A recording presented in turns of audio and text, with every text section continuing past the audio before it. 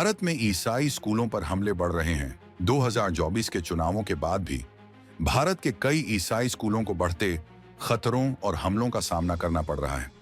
मध्य प्रदेश और असम समेत कई राज्यों में कुछ हिंदू संगठन स्कूलों और अनाथालयों को निशाना बनाकर जबरन धर्मांतरण और तोड़फोड़ कर रहे हैं।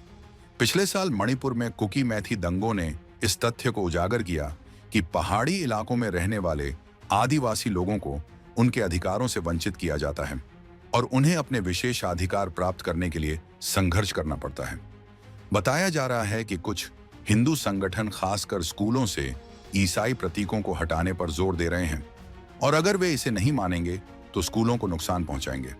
कई ईसाई नेताओं ने इन कट्टर कार्रवाइयों की निंदा की और सरकार से जबरन धर्मांतरण का विरोध करने और स्वदेशी लोगों के अधिकारों का समर्थन करने का आग्रह किया।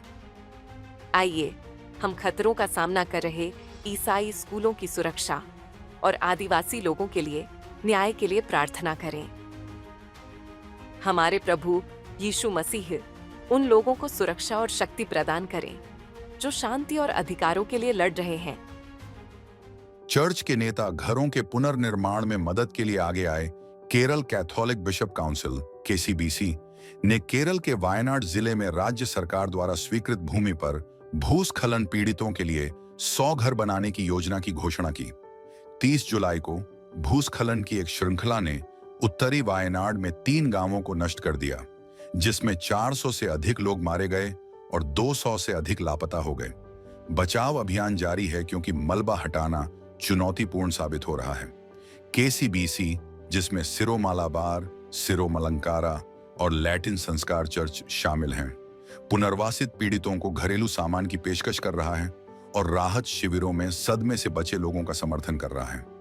आपदा क्षेत्र के निकट मेपड़ी में सेंट जोसेफ चर्च ने चाय और इलायची बागान श्रमिकों सहित राहत शिविरों में वर्तमान में लगभग 2500 पीड़ितों के लिए घर बनाने की तत्काल आवश्यकता पर जोर दिया। आइए हम वायनाड भूस्खलन से बचे लोगों के लिए घरों के पुनर्निर्माण की दिशा में चर्च नेतृत्व द्वारा किए गए प्रयासों के लिए हमारे प्रभु यीशु मसीह को धन्यवाद दें। इस भूस्खलन से प्रभावित लोग शीघ्र स्वस्थ हों। एमपीऑक्स दुनिया को खतरे में डाल रहा है। अफ्रीका से शुरू होकर कांगो और पाकिस्तान समेत 70 से ज्यादा देशों में एमपॉक्स फैल रहा है और पूरी दुनिया में लोग डरे हुए हैं। यह ध्यान रखना महत्वपूर्ण है कि एमपॉक्स चेचक के समान वायरस परिवार से संबंधित है। इस बीमारी के लक्षणों में हाथ, पैर और त्वचा पर छाले, खुजली, मवाद निकलना, लगातार बुखार रहना शामिल है। यह एमपॉक्स वायरस एक व्यक्ति से दूसरे व्यक्ति में आसानी से नहीं फैलता है, लेकिन डॉक्टरों ने चेतावनी दी है कि यह संक्रमित जानवरों से इंसानों में आसानी से फैल सकता है। 2022 तक मंकीपॉक्स से संक्रमित 10 में से 1 व्यक्ति की मौत हो जाएगी, जिससे दुनिया भर के लोगों में डर पैदा हो जाएगा।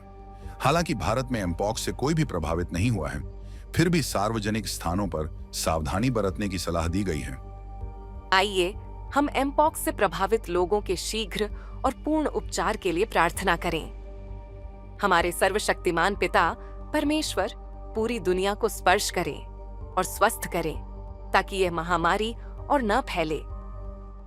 लाखों मुसलमानों ने ईसाई धर्म अपनाया। ईरानियों में अयातुल्ला के नेतृत्व से असंतोष बढ़ रहा है।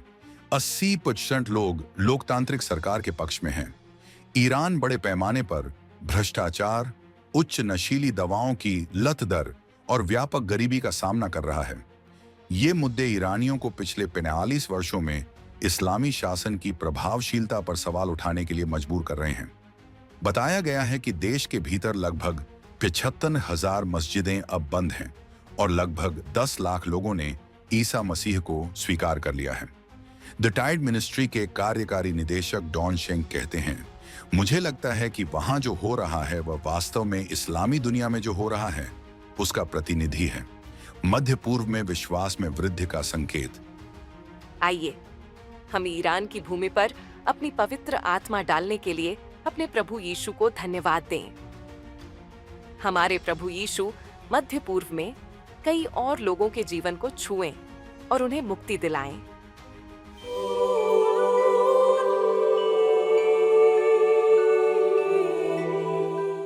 Why we call it Ray of Hope. Because we believe prayer is that ray of hope in this dark world.